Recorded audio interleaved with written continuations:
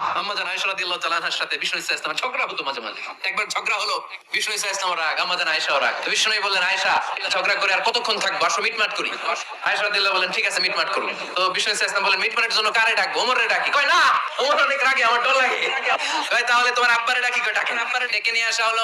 আবু বকর রাদিয়াল্লাহু তাআলা আনহু দাঁড়ালেন, আম্মা জান আয়েশা দাঁড়ালেন, বিশ্বনবীও দাঁড়ালেন। বিশ্বনবী বললেন, আয়েশা তোমার আব্বা আসছে, এবার ঘটনা খুলে বলার পালা, তুমি বলবা নাকি আমি বলবো?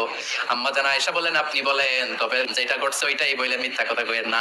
আবু বকর রাদিয়াল্লাহু তাআলা রেগে মেগে আগুন। কি বিশ্বনবী কি মিথ্যা কথা কখনো বলবে? রেগে মেগে দিলেন মেয়ের গালে এক চড়। বাবার হাতের থাপ্পড়কে আম্মা জান আয়েশা উল্টে বললেন। সাইয়েদনা আবু বকর রাগে গড়গড় করছেন, আবার মারার জন্য তেড়ে গেলেন। এবার বাঁচার জন্য আম্মা জান আয়েশা বিশ্বনবীর পিছনে যে আশ্রয় নিলেন, বিশ্বনবী বাঁচানোর জন্য দুই হাত মিলে দাঁড়িয়ে গেলেন। বিশ্বনবী যখন দুই হাত মিলে দাঁড়িয়ে গেলেন, সাইয়েদনা আবু বকর রাদিয়াল্লাহু আনহু থেমে গেলেন। সাইয়েদনা আবু বকর রাদিয়াল্লাহু তাআলা আনহু ঘর থেকে বের হয়ে বারান্দায় দাঁড়ালেন। এবার বিশ্বনবী আম্মা জান আয়েশার কাছে যেয়ে বলেন, ইয়া আয়েশা, দেখছো কেমনে বাঁচাইলাম?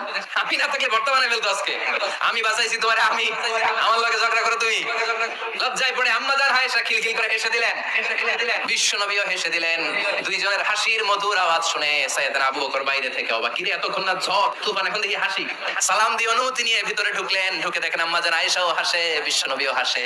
এবার সাইয়েদনা আবু বকর রাদিয়াল্লাহু তাআলা আনহু বললেন, ইয়া রাসূলুল্লাহ, দুইজন যুদ্ধ লাগলে মীমাংসার জন্য যেমনি আমারে ডাকেন, এরকম হাসি আর আনন্দের মুহূর্তেও আমারে একটু ডাইকে।